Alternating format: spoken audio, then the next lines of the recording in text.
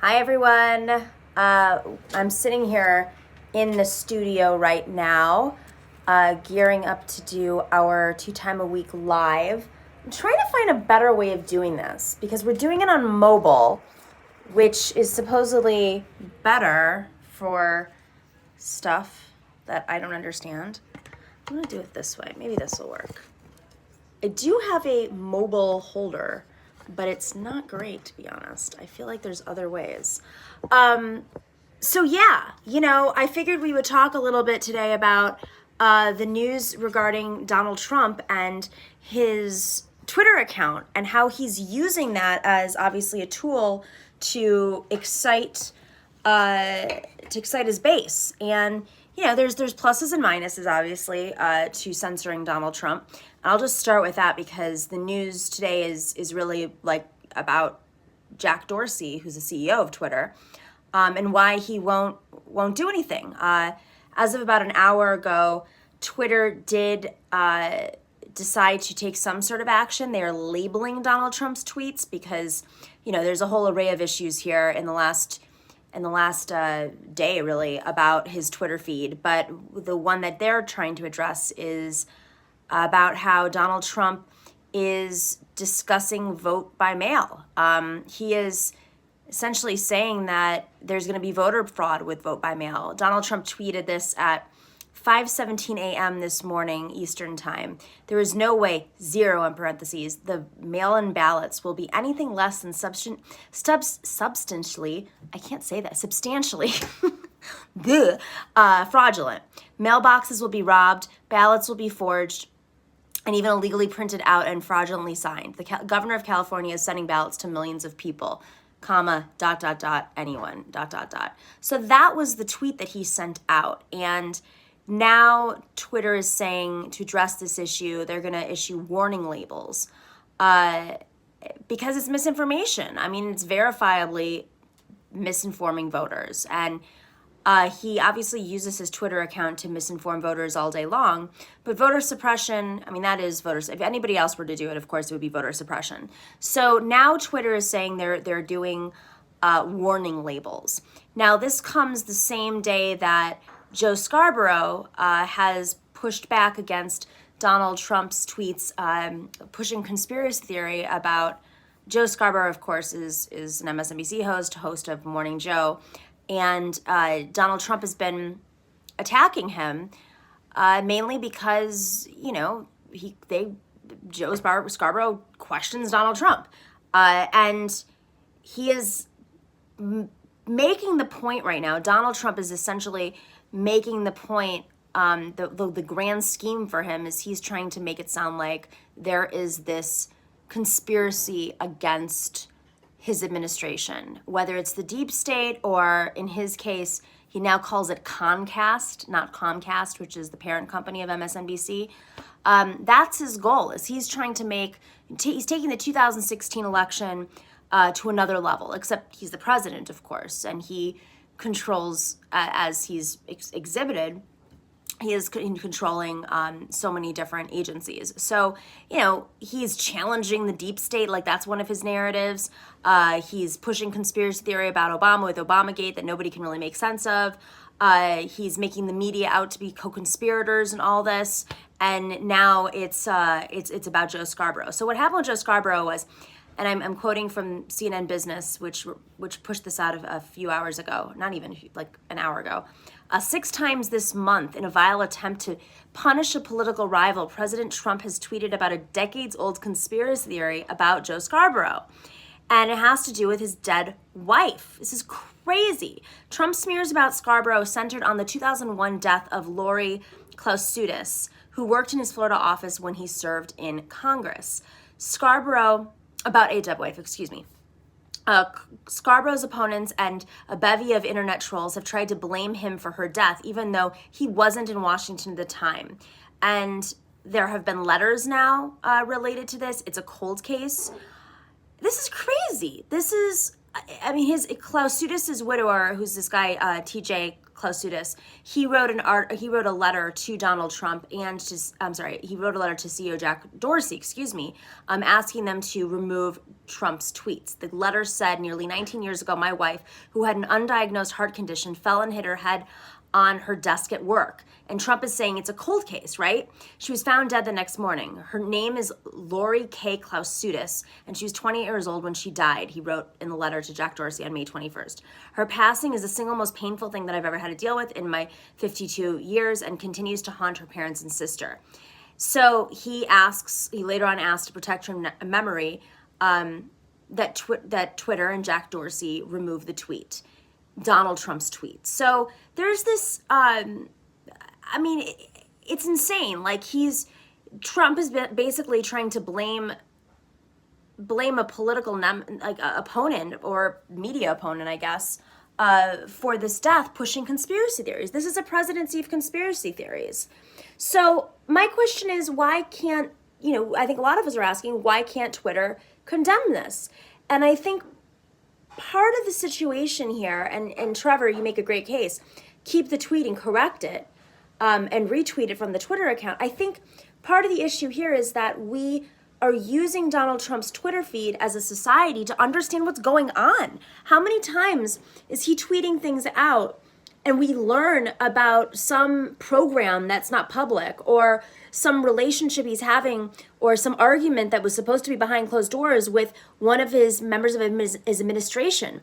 I mean, it is a revealing Twitter account in understanding how the presidency functions, but it's also equally as dangerous. He is a messenger spreading false information, literally voter suppression, riling up his base, he pushing out conspiracy theory after conspiracy theory. He's a weapon. He's a political weapon. And I really don't know what the solution is to that, because I think there's a traditional line about media and journalism, and that is, the cure for misinformation is to open up all information, right? Like, you have to be able to counter that. But when he has one of the largest Twitter accounts in the globe, and his tweets make news and rile up voters, I mean, he's more powerful than Fox News.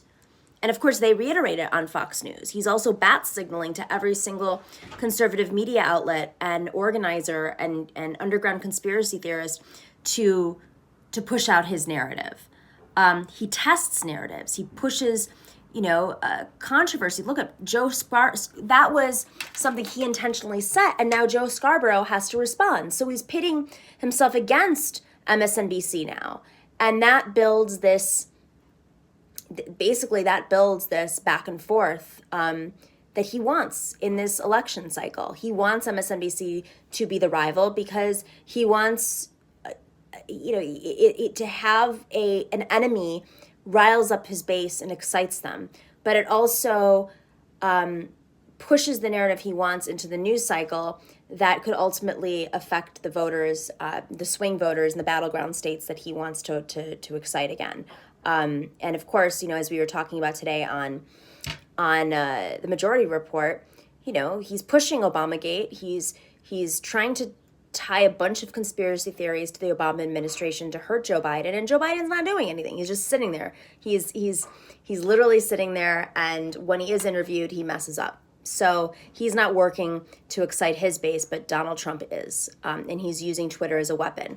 And I think, there's a lot of very real, important conversation to be had about making it a public utility. I just don't know how you do that when you have a Congress made up of corporate hacks that are getting donations from Twitter executives and from media companies. And I mean, there's no active push. Let's just be real. There is no active push to make any of our media companies, these monopolies, public utilities, even on the left.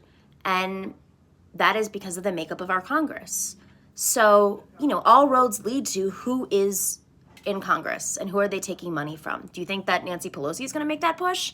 So Kamala Harris, I mean, here's somebody who we should pressure, because she was the one who wanted Donald Trump's Twitter account to be taken down or whatever she was pushing for on the debate stage. Let's pressure her. She represents Silicon Valley. You know, practice what you preach. Are you taking money from these companies? Well, then say to them when you're in your closed door meetings. Sit down with them and say, what are you going to do about misinformation? It's you know, we have to pressure our lawmakers who use these as campaign statements, you use these as organizing tools to really step up. And when, you know, if they're taking money from these tech companies, then negotiate. Like, the tech companies need these senators, especially if they're from California. So the senators have a duty to push back. We are not going to be solving this problem anytime soon if we don't have at least a handful of senators on the Democratic side willing to make this case that media needs to be broken up, that we need to turn Twitter and Facebook especially into a public utility. But you are not going to solve this problem anytime soon. You know, the New York Times was flooded with this story today in the opinion section about Donald Trump's tweets. And it's a question about journalism.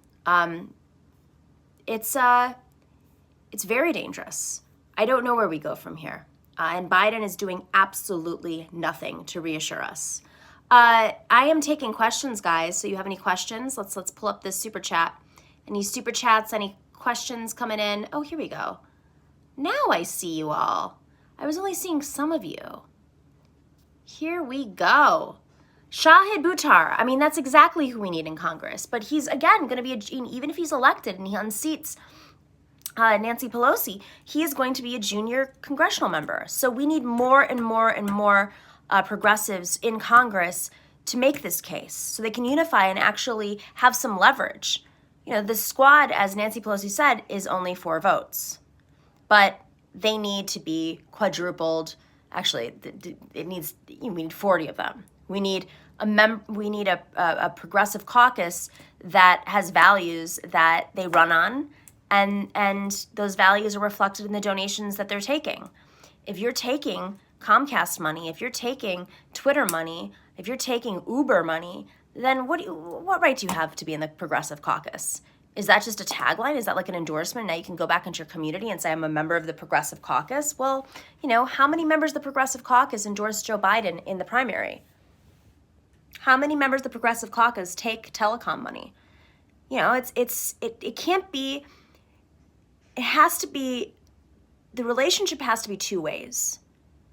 What we're trying to do with Matriarch is, it's really important because when you receive an endorsement, you're receiving that organization's brand. And that brand is only as a network and, you know, donors, but it's only as strong as the candidates who are representing it. So Pramila Jayapal may be extremely, you know, she might be very strong on these issues, but if her caucus isn't, then she's weakened and the caucus is weakened. So I don't know what to say. I mean, I actually don't think that Donald Trump's Twitter account should be shut down because I think we need to have an understanding of what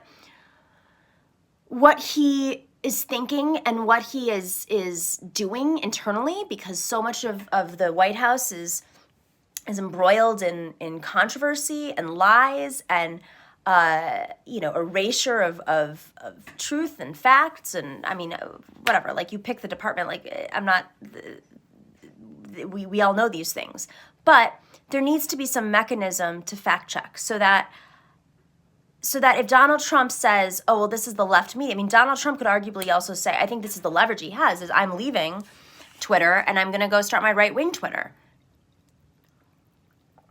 He has enough followers to do so. So there has to be some sort of leverage that Donald Trump has over Jack Dorsey to make Jack Dorsey think that, like, there's something to be lost if Donald Trump is fact-checked.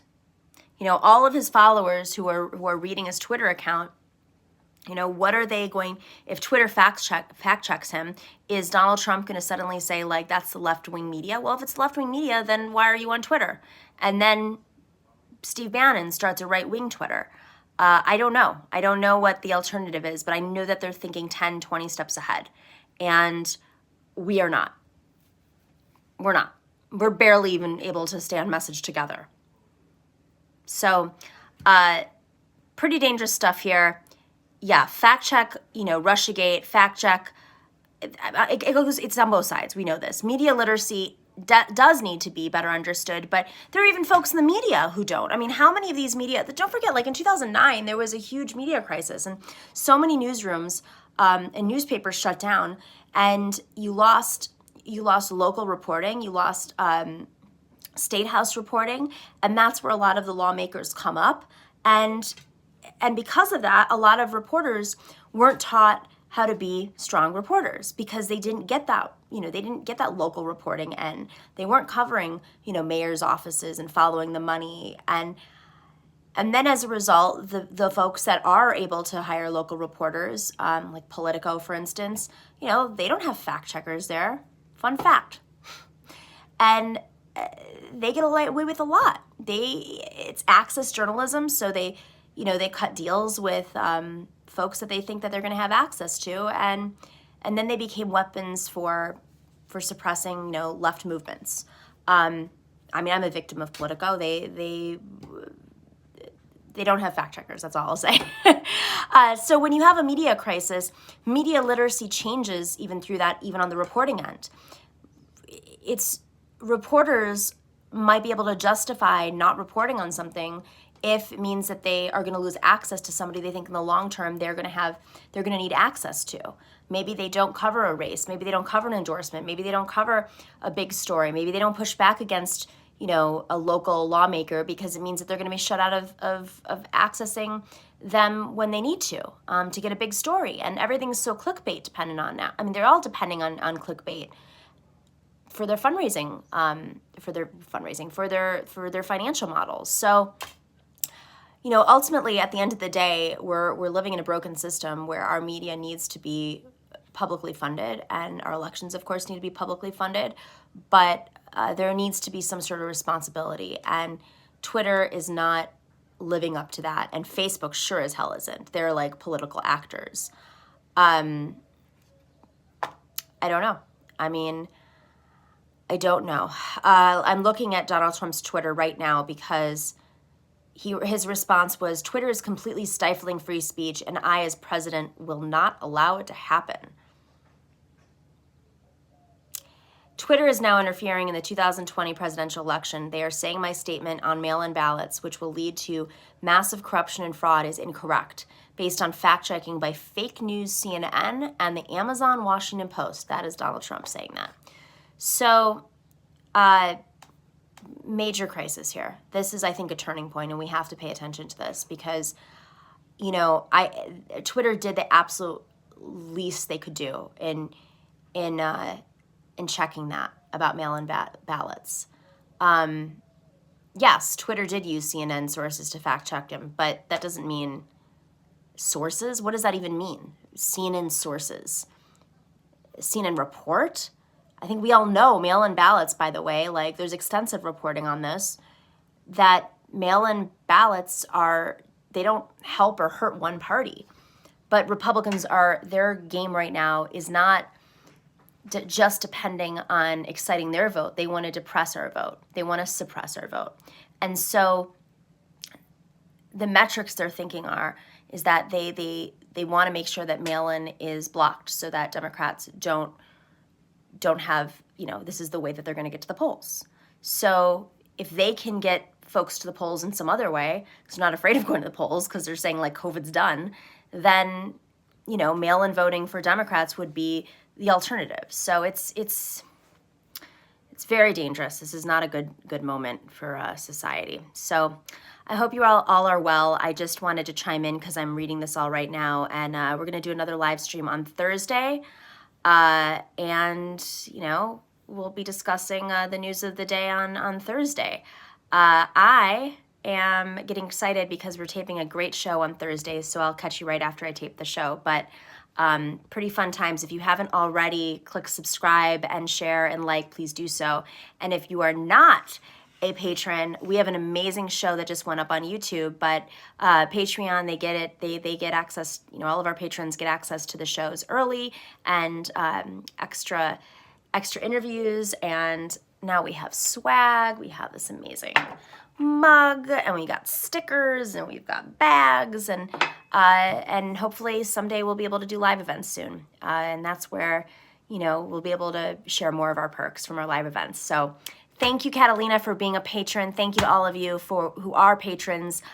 We've had to do this, you know, our like pop-up studio. I'm adding a little extra. I'll give you a little bit of background info. I'm going to extend this and move out my desk a little bit, so you'll see more of the desk action.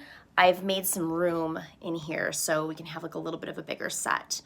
So I'm not squished up in this little corner, because that's where we're at right now. But I want to thank all the patrons because you've made this happen. You've kept our show going. This is a new show, as you all know. So what a time to launch a show during COVID. Anywho, hope you all are safe and healthy, and enjoy your evenings. Take care.